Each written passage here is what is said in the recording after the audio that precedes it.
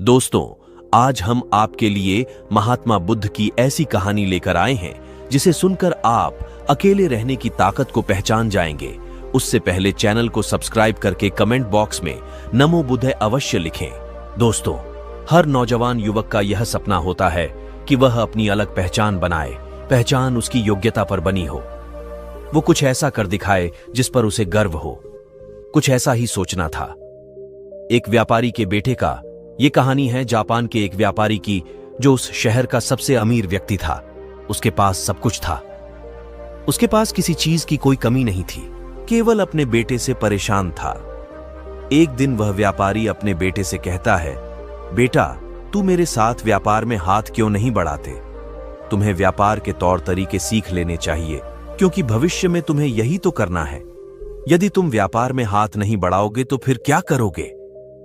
वह नौजवान युवक अपने पिता से कुछ नहीं कहता, क्योंकि उसका व्यापार में बिल्कुल भी मन नहीं लगता था। वह दिन भर मार्शल आर्ट्स की किताबें पढ़ता और जब भी कोई समुराई शहर में आता तो वह पूरा समय उसी के पीछे पीछे घूमता रहता। एक बार पूरे परिवार के सदस्यों ने मिलकर उसे समझाने की कोशिश की। वे कहने लगे, बेटा, तुम्हारे पास इतना बड़ा व्यापार है, फिर भी तुम अपने पिता का हाथ क्यों नहीं बढ़ाना चाहते? यदि तुम अपना व्यापार नहीं देखोगे तो फिर कौन देखेगा? इस पर वह नौजवान युवक जवाब देते हुए कहता है, मैं खुद के दम पर कुछ बनना चाहता हूं। मैं चाहता हूं कि मेरी एक अलग पहचान, लोग मुझे जाने, और इसलिए मैं इस देश का सर्वश्रेष्ठ धनुर्धर बनना चाहता हूं। उस युवक की यह बात सुनकर उस व्यापारी को बहुत क्रोध आया, लेकिन फिर भी उसने अपने क्रोध पर काबू पाया। कुछ देर सोच विचार करने के बाद उस व्यापारी ने अपने बेटे से कहा, बेटा, अगर तुम यही करना चाहते हो तो ठीक है, मैं अगले 3 साल का समय तुम्हें देता हूं।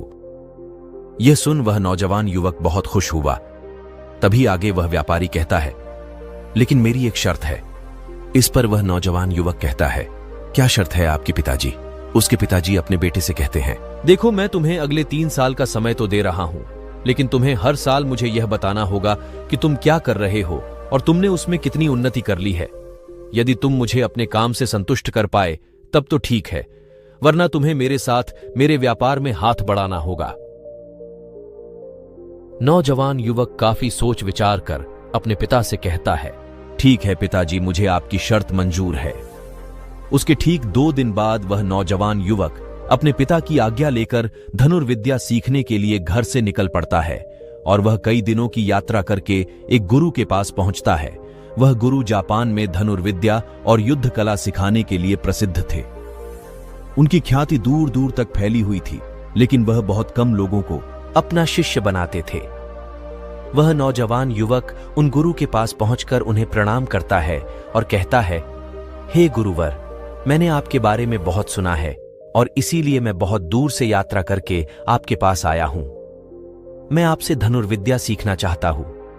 मैं धनुर्विद्या में बेहतर होना चाहता हूं। फिर जवान युवक सारी बातें कहता जा रहा था, लेकिन इस पर गुरुवर कुछ भी जवाब नहीं दे रहे थे। और जब कुछ देर तक उन गुरुवर ने जवाब नहीं दिया तो इस पर उस नौजवान युवक ने अपने घर पर बीती सारी बातें उन गुरु को बता दी। उसने यह बता दिया कि किस तरह से उसके पिता ने उसके सामने शर्त रखी है कि यदि वह अपने जीवन में सफल न हो पाया, उसने अपने जीवन में वह न कर पाए जो वह करना चाहता है, तो उसे उनका व्यापार आगे बढ़ाना होगा। आगे वह नौजवान युवक उन गुरुवर से कहता है, हे गुरुवर, मैं आपसे वादा करता हूं, मैं पूरी कर्तव्य निष्ठा के साथ धनुर्विद्या सीखूंगा और मैं आपका समय बर्बाद नहीं करूंगा, इसलिए कृपया करके मुझे अपना शिष्य बना लीजिए। तभी उस गुरु ने उस युवक की तरफ ध्यान से देखा। उन्होंने देखा कि वह अपने साथ काफी सामान भी लेकर आया था और उसके साथ उसके 2 सहायक भी आए हुए थे। तभी उन गुरु ने कहा, सबसे पहले यदि तुम धनुर्विद्या सीखना चाहते हो तो तुम्हें इन चीजों को छोड़ना होगा, इन चीजों का त्याग करना होगा। इसलिए इन कीमती सामानों को वापस अपने घर भेज दो। उस नौजवान युवक ने गुरु की आज्ञा का पालन किया। उसने सारा सामान अपने सहायकों के हाथों वापस घर की ओर भेज दिया। आगे गुरुवर उस नौजवान युवक से कहते हैं, देखो, यदि तुम धनुर्विद्या सीखना चाहते हो तो तुम्हें 2 शर्तें माननी होगी। इस पर वह नौजवान युवक कहता है, गुरुवर, आप जैसा भी कहें, मैं सब करने के लिए तैयार हूं, लेकिन मुझे अपना शिष्य बना लीजिए। तभी गुरुवर उस युवक को पहली शर्त बताते हुए कहते हैं, तुम्हें यहां पर सामान्य लोगों की तरह ही अपना जीवन बिताना होगा और सारे कार्य तुम्हें खुद ही करने होंगे। इस पर नौजवान युवक कहता है, जी गुरुवर, जैसा आप कहें। आगे गुरुवर उस नौजवान युवक को दूसरी शर्त बताते हुए कहते हैं, यदि एक बार तुम्हें धनुर्विद्या की शिक्षा को ग्रहण करना शुरू कर दिया तो तुम्हें उसे पूरा करना ही होगा। तुम इस बीच उसे छोड़कर नहीं जा सकते। इस पर वह नौजवान युवक कहता है, ठीक है, आप जैसा कहें, मुझे सब मंजूर। उन गुरुवर ने उस नौजवान को अपना शिष्य बना लिया, लेकिन वो नौजवान ये नहीं जानता था कि उनके सिखाने का तरीका बहुत अलग था। एक दिन उन गुरुवर ने उस नौजवान युवक को अपने पास बुलाया और कहने लगे, बेटा, जैसे तुम उठते बैठते हो, चलते फिरते हो, जैसे तुम सांस लेते हो, वैसे ही तुम निशाना भी लगाते हो। इसलिए सबसे पहले तुम्हें सचेत होना होगा। तुम्हें जानना होगा कि तुम क्या कर रहे हो, तुम किस अवस्था में हो। तुम्हें जागरूक होने की आवश्यकता है, इसलिए आज से ही सचेत होकर सारे काम करना शुरू कर दें, और ऐसा तब तक करो जब तक यह तुम्हारा स्वभाव न बन जाए। उस युवक ने उन गुरुओं की बात मान ली। वह एकाग्र होकर अपने कामों पर ध्यान देने लगा। वह अपने चलने फिरने, अपनी सांसों पर ध्यान केंद्रित करने लगा। सुबह उठकर वह अभ्यास करता और ध्यान किया करता। शाम के 6 बजे से वह एकांत रहता और ध्यान किया करता। ध्यान करने के बाद करीब 9 बजे के बाद वह सो जाया करता और ठीक सुबह 4 बजे उठकर वह धनुर्विद्या का अभ्यास करने लगता है। और यह सब उसे एकांत में रहकर ही करता था। और यह सारी क्रियाएं दोपहर के 2 बजे तक यूं ही चलती रहती। और इस समय के दौरान न तो कहीं जाना और ना ही किसी से मिलना, यहां तक कि उस युवक को किसी से बात करने की भी कोई अनुमति नहीं थी। और बचे हुए 4 घंटे अर्थात दोपहर को 2 बजे से शाम को 6 बजे तक वह बाकी सभी शिष्यों के साथ मिलकर आश्रम की देखरेख करता है। और वह नौजवान युवक भी अब तक पूरा मन लगाकर सीखने की कोशिश कर रहा था। लेकिन जैसे जैसे समय बीतता जा रहा था, उस नौजवान युवक का जोश ठंडा पड़ रहा था। अब उसके लिए उस आश्रम में एक एक पल बिताना बहुत मुश्किल हो रहा था। अब उस नौजवान युवक ने अपने गुरु की बातों को अनदेखा करना शुरू कर दिया था। सुबह उन सभी नियमों को तोड़कर अपने सभी गुरु भाइयों के साथ मिलकर गप्पे लड़ाने लगा था। वह उन्हें अपने व्यापार की बातें बताता, उसके पास क्या कुछ है। और उस नौजवान युवक को इतना अमीर पाकर कई लोग उसके मित्र भी बन चुके थे, क्योंकि वह सोचते थे कि यह तो अमीर व्यापारी का बेटा है, कभी ना कभी तो भविष्य में कोई ना कोई फायदा हमें अवश्य मिलेगा। देखते ही देखते उस नौजवान युवक और बाकी लोगों की दोस्ती और भी गहरी होती जा रही थी। अब से वह नौजवान युवक रात को सोने की बजाय अपने मित्रों के साथ मिलकर आश्रम से कहीं दूर भाग जाया करता था। जंगलों में जाकर गप्पे लड़ाता था, मौज मस्ती किया करता था। और इस कारणवश वह सुबह उठ नहीं पाता था और इसी वजह से वह कभी ध्यान भी नहीं कर पाता था। एक दिन उन गुरुवर ने उस नौजवान युवक को अपने पास बुलाया और उससे कहने लगे, बेटा, मैं जानता हूं कि तुम रात को आश्रम में नहीं रहते हो और ना ही तुम एकांत में रहकर अभ्यास कर रहे हो। मैंने तुमसे पहले ही कहा था, यदि तुम्हें एक बार धनुर्विद्या की शिक्षा को आरंभ कर लिया तो तुम्हें इसे पूरा करना ही होगा। और तो और तुमने मुझसे वादा किया था कि तुम पूरी कर्तव्य निष्ठा के साथ धनुर्विद्या की शिक्षा को ग्रहण करोगे और मेरा समय बर्बाद नहीं करें। और यदि तुम ऐसा ही करते रहे तो 1 साल बाद जब तुम्हारे पिता तुमसे पूछेंगे कि तुमने इस 1 साल में क्या किया, तुमने उसमें कितनी उन्नति की, तो तुम उन्हें क्या जवाब दोगे? उस वक्त उन्हें क्या मुंह दिखाओगे? इस पर वह नौजवान युवक कहता है, हे गुरुवर, आप सत्य कहते हैं। जब मैंने शुरू किया था तो मेरे अंदर उत्साह था, मेरे अंदर धनुर्विद्या सीखने की जिज्ञासा थी, लेकिन तब मैं यह नहीं जानता था कि मुझे अकेले रहकर अभ्यास करना होगा। एकांत रहकर मैं थक चुका हूं और यह मुझे बहुत कठिन लगता है। मेरा एक एक पल जैसे मुझे काटने को दौड़ता है। जब भी मैं ध्यान करने बैठता हूं तो मेरा मन यहां वहां भागता रहता है और मैं ध्यान नहीं कर पाता। इसी कारण मेरी चिंता और भी बढ़ जाती है। मुझे समझ नहीं आता कि यदि मैं ध्यान नहीं कर पाऊंगा, मैं अपने अभ्यास को पूरा कैसे कर पाऊंगा। और साथ ही जब मैं एकांत में रहता हूं तब भी मेरे मन में तरह तरह के विचार चलते रहते हैं। मैं इनसे पीछा छुड़ाना चाहता हूं लेकिन मैं इनसे पीछा छुड़ा नहीं पाता। इस पर गुरुवर मुस्कुराने लगे और उस युवक से कहते हैं, बेटा, जिसे अकेलेपन से तुम भागने का प्रयास कर रहे हो, इस अकेलेपन में बहुत ताकत होती है, इसे तुम्हें समझना चाहिए। किंतु फिर भी यदि तुम्हें इस अभ्यास को बीच में छोड़कर जाना चाहते हो तो मैं तुम्हें नहीं रोकूंगा। तुम जा सकते हो, लेकिन जाने से पहले मेरी बस एक बात मान लो। इस पर लड़का कहता है, ठीक है, बताइए आप क्या चाहते हो। तभी गुरुवर जी कहते हैं, बेटा, यहां से 1 दिन की दूरी पर एक बहुत ही बड़ा पर्वत है। तुम्हें वहां पर पूरा दिन बिताना है और सुबह तुम्हें वहां पर एक बाज नजर आएगा। उस बाज की हरकतों पर तुम्हें ध्यान देना है। उसका तुम्हें शिकार नहीं करना, बल्कि उसकी हरकतों पर तुम्हें ध्यान देना है। वह क्या कर रहा है, क्यों कर रहा है, उसे ध्यान से देखना है। उसकी हर एक हरकत को तुम्हें समझना है। और जब तुम अगले दिन वापस लौट कर आओगे तो मैं तुमसे केवल एक सवाल करूंगा। यदि तुमने उस सवाल का सही जवाब मुझे दे दिया तो मैं तुम्हें जाने से बिल्कुल भी नहीं रोकूंगा। उस नौजवान ने काफी कुछ सोच विचार किया और उसके बाद वह गुरु की बात मान जाता है। वह उन्हें प्रणाम करके उस पहाड़ की चोटी की ओर चल पड़ता है। देखते ही देखते वह 1 दिन का सफर तय करके उस पहाड़ की चोटी पर पहुंच गया और उसने पूरी रात वहीं पर सोया और अगली सुबह होने से पहले ही बाज को ढूंढने लगा। वह जब यहां वहां देख रहा था तभी उसकी नजर उस पहाड़ की चोटी पर पड़ी। उसने देखा कि एक सुनहरा बाज चट्टान की चोटी पर बैठा हुआ था और पहाड़ के नीचे घाटियों की ओर ध्यानपूर्वक देख रहा था। वह युवक उस बाज को देखकर झुक गया और छुपकर उसकी सारी हरकतों पर नजर रखने लगा।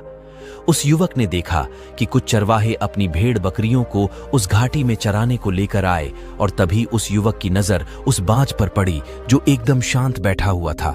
लेकिन तभी अचानक उसने उड़ान भरी और नीचे की ओर गोता लगाते हुए वह उन चरवाहों के पास पहुंचा।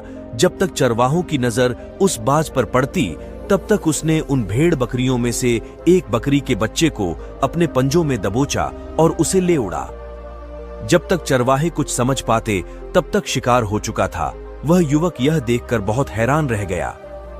वह समझ चुका था कि आखिर गुरु ने उसे इस चोटी पर क्यों भेजा है। वहां से वापस अपने गुरु के पास लौटा और उसने वहां पर बीती हुई सारी कहानी उन गुरु को बता दी।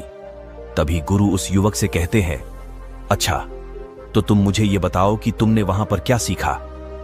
तभी वह नौजवान युवक कहता है, गुरु बाज बहुत ही चालाक है। काफी देर तक तो यूं ही वह शांत रहा, लेकिन जैसे ही उसे अपना शिकार नजर आया उसने शिकार तय किया और एक उड़ान के साथ वह अपने शिकार को ले उड़ा। इससे हमें यह समझने को मिलता है कि वह बस बहुत ही चतुर और बहुत ताकतवर भी है और साथ ही साथ वह बहुत तेज भी है। इस पर गुरुवर हंसते हुए कहते हैं, बेटा, उस बात को तुमने आज देखा है, लेकिन यदि उसे तुमने करीब 2 महीने पहले देखा होता तो तुम उस पर यकीन नहीं कर पाते। ऐसे बाज केवल पहाड़ी इलाकों में ही पाए जाते हैं और इन बाजों की उम्र तकरीबन 80 वर्ष की होती है। लेकिन जब इनकी आधी उम्र अर्थात जब इसकी 40 साल की उम्र पूरी हो जाती है तो यह शिकार नहीं कर पाते। उससे एक महत्वपूर्ण निर्णय लेना पड़ता है, क्योंकि इस अवस्था में उसके शरीर के 3 महत्वपूर्ण अंग बेअसर होने लगते हैं। पहला, पंजे, जो कि लंबे और लचीले हो जाते हैं और शिकार पर पकड़ बनाने में कमजोर होने लगते हैं। दूसरा, चोंच, जो कि आगे की ओर मुड़ जाती है और भोजन निगलने में मुश्किलें होने लगती हैं। तीसरा, पंख, जो भारी हो जाते हैं और सीने से चिपकने के कारण पूरे खुल नहीं पाते हैं, यह उसके उड़ान सीमित कर देते हैं। भोजन ढूंढना, भोजन पकड़ना और भोजन खाना तीनों काम करना मुश्किल हो जाते हैं। उसके पास 2 ही रास्ते बचते हैं, या तो शरीर छोड़ दे या फिर खुद में बदलाव करे। इनका शरीर मृत्यु की ओर बढ़ने लगता है, लेकिन इनकी विशेषता तो यही है कि ये बाज अपनी मृत्यु को स्वीकार नहीं करते। जहां पहला रास्ता सरल और तुरंत समाधान देने वाले हैं, वहीं दूसरा अत्यंत पीड़ादायी और लंबा बाज पीड़ा चुनता है और खुद में बदलाव करता है। वह धीरे धीरे उड़ान भरकर किसी ऐसी जगह पर जा पहुंचते हैं जहां बहुत शांति होती और वहां अपना घोंसला बनाता है। फिर वहां पर जाकर वो सबसे पहले अपनी कमजोरी अर्थात अपनी उस मुड़ी हुई चोंच को पत्थर मार मार कर उसे तोड़ देता है। अपनी चोंच तोड़ने से ज्यादा पीड़ादायक कुछ भी नहीं। पक्षी अब वह इंतजार करता है चोंच उगाने का। उसके बाद वह अपने पंजे भी उसी प्रकार तोड़ देता है और इंतजार करता है पंजों के दोबारा उगाने का, और देखते ही देखते इनके पंजों में नए नाखून आते हैं। नई चोंच और पंजे आने के बाद वह अपने भारी पंखों को एक एक कर नोच कर निकालता है और प्रतीक्षा करता है पंखों का फिर से उगाने का। और इस क्रिया में पूरे 3 महीने लगते हैं, और 3 महीनों के अंदर इन बाजों का एक नया पुनर्जन्म होता है और तब उसे मिलती है वहीं भव्य और ऊंची उड़ान पहले जैसी नहीं। इस पुनर्जन्म के बाद वह 30 साल और जीता है। ऊर्जा, सम्मान और गरिमा के साथ आगे गुरुवर इस युवक से कहते हैं, तुम उस बाज की तारीफ कर रहे हो जो अकेले रहना पसंद करता है, शांत रहना पसंद करता है, जो पूरे 3 महीने एकांत में रहकर तपस्या करता है, अपने आप को शिकार के लायक बनाता है, तब जाकर वह कहीं शिकार करने योग्य बन पाता है। तुमने देखा होगा कि जो भी ताकतवर इंसान है वह हमेशा एकांत ही रहता है, लेकिन जो व्यक्ति कमजोर है, जिसके अंदर तरह तरह की कमियां हैं, वह लोगों के बीच छुपाने का प्रयास करता है। आगे गुरुवर उस लड़के से कहते हैं, मेरी बात ध्यानपूर्वक सुनो। यदि तुम अपने जीवन में सफल होना चाहते हो, अपनी पहचान बनाना चाहते हो, तो सबसे पहले दिशाहीन से दृढ़ निश्चय वाले बनो। क्योंकि जब तुम खुद के लिए समय निकालते हो, जब तुम एकांत रहने का चुनाव करते हो, तो तुम दिन में जो भी काम कर रहे हो उस पर तुम ध्यान दे पाते हो, तुम सचेत हो पाते हो, और साथ ही तुम किसी भी चीज पर सही निर्णय भी ले पाते हो। और एकांत आपको हमेशा कुछ न कुछ नया सिखाता ही रहता है। आगे गुरुवर उस युवक को दूसरी बात बताते हुए कहते हैं, आज जो मौका तुम्हारे पास है वो मौका तुम्हें दोबारा नहीं मिलेगा। इसीलिए इस मौके की कीमत को समझो, क्योंकि तुम्हें एकांत खुद को बनाने के लिए मिला, तो अपने जीवन में देखो, उसे समझो और उन कमियों को दूर करो। तुम तो बड़े शहर से हो और तुमने यह भी देखा होगा कि शहर के लोग अपना पालन पोषण करने के लिए दिन रात मेहनत करते रहते हैं। ना तो उनके पास सीखने का समय है और ना ही एकांत में रहने का, इसलिए वह कभी भी खुद को जान तक नहीं पाते। यह अकेलापन के संघर्ष जिसे तुम व्यर्थ समझ रहे हो और जिसे तुम यूं ही बर्बाद कर रहे हो, ये मौका तुम्हें कुछ बनने के लिए मिला है, और ये मौका दोबारा लौटकर वापस नहीं आएगा। आगे गुरु उस युवक को अगली बात बताते हुए कहते हैं, जिन लोगों के साथ तुम घूमते रहे हो, जिनके साथ गप्पे लड़ा रहे हो, जिनके साथ अपना समय काट रहे हो, उन्हें तो खुद तक नहीं पता कि वह क्या कर रहे हैं। उन्हें खुद इस बात का एहसास नहीं है कि वह खुद अपना कितना बड़ा नुकसान कर रहे हैं। तुम ऐसे लोगों के साथ अपना समय बिताते हो तो अवश्य ही तुम भी दिशाहीन हो जाओगे, और तुम भी यह समझ नहीं पाओगे कि तुम्हें अपने जीवन में क्या करना है। शुरू में तुम्हें अकेले रहने में थोड़ी तकलीफ जरूर होगी, लेकिन धीरे धीरे आपको इसके साथ रहने की आदत पड़ जाएगी। इसलिए अकेलेपन का इस्तेमाल एकांत में रहने के लिए करो, और अपना उद्देश्य याद रखो। यह याद करो कि तुम यहां पर क्यों आए थे और तुमने अपने जीवन में क्या लक्ष्य तय किए थे। गुरुवर के इतना कहने के बाद वह युवक सोचने लगा। वह यह समझने लगा कि आखिर वह यहां पर क्यों आया था। तब उसे याद आया कि उसके गुरु ने उसे क्या कहा था कि अपने अकेलेपन का इस्तेमाल करो, क्योंकि अकेलापन ही एकांत बन जाएगा और वह तुम्हें आगे बढ़ने मैं तुम्हारी मदद करूंगा। दूसरी बात, अभ्यास में संतुष्टि ढूंढो, क्योंकि उस युवक के गुरु ने कहा था कि सारा ध्यान केवल अभ्यास में लगाना, इसके अलावा कुछ और पाने की कोशिश नहीं करना। क्योंकि जब हम कहीं और जाने की या कुछ अलग पाने की कोशिश करने में लग जाते हैं, तब हम अपने मन के बनाए हुए जाल में फंसते चले जाते हैं और हमारा संबंध वर्तमान से टूट जाता है, और तब हमें ऐसा लगने लगता है जैसे हम कहीं पर फंसे हुए हैं। हम बहुत दुखी हैं, हम बहुत निराश हैं और कहीं पर पहुंच नहीं पा रहे। और इसी के साथ उस नौजवान युवक को उन गुरु की तीसरी बात भी याद आती है कि प्रकृति में ध्यान करो। जब भी तुम्हें समय मिले तो किसी एकांत जगह पर या फिर किसी पेड़ के नीचे, और हमारा संबंध वर्तमान से टूट जाता है, और तब हमें ऐसा लगने लगता है जैसे हम कहीं पर फंसे हुए हैं। हम बहुत दुखी हैं, हम बहुत निराश हैं और कहीं पर पहुंच नहीं पा रहे। और इसी के साथ उस नौजवान युवक को उन गुरु की तीसरी बात भी याद आती है कि प्रकृति में ध्यान करो। जब भी तुम्हें समय मिले तो किसी एकांत जगह पर या फिर किसी पेड़ के नीचे बैठकर ध्यान करो। केवल अपनी सांसों पर ध्यान दो। विचार खुद बखुद शांत होने लगेंगे।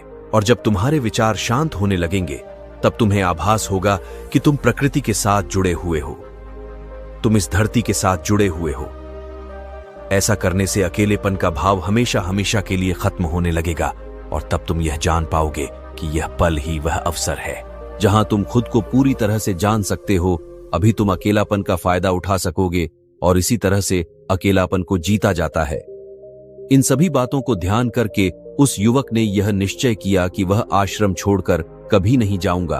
अपने जीवन में कोई लक्ष्य प्राप्त करना चाहते हैं तो कुछ अलग पाने का प्रयास छोड़ दें, क्योंकि जब हम कुछ अलग और कुछ खास पाने का प्रयास करने लग जाते हैं तब हम यह भूल जाते हैं कि हमारा लक्ष्य क्या है और हम अपने लक्ष्य से दिशाहीन होने लगते हैं और इसी कारण हम अपने लक्ष्य तक कभी पहुंच नहीं पाते, क्योंकि हमारा मन हमें कुछ अलग पाने के लिए निरंतर प्रेरित करता रहता है। कहीं नहीं जाएगा जब तक कि वह अपने इस लक्ष्य को प्राप्त नहीं कर लेता। यहां पर एक सर्वश्रेष्ठ धनुर्धर बनने आया था और वह यहां से सर्वश्रेष्ठ धनुर्धर बनकर ही जाएगा। इसके बाद वह अगले ही दिन से अभ्यास में पूरी तरह से लीन हो गया। साथियों, आप अपने जीवन में अपनी पहचान बनाना चाहते हैं और इसी कारण हम अपने मन के जाल में फंसते चले जाते हैं और हम अपने लक्ष्य पर ध्यान नहीं दे पाते।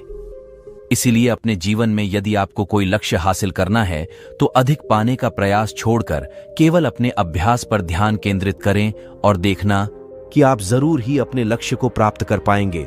दोस्तों, आपने आज के इस वीडियो से क्या सीखा वह मुझे आप कमेंट में बता सकते। इस वीडियो को उस इंसान को शेयर करें और उसी के ठीक बाद चैनल को सब्सक्राइब करें। बोध ज्ञान गंगा चैनल आपको ऐसी वीडियो लाता रहेगा। नमो बुद्धाय।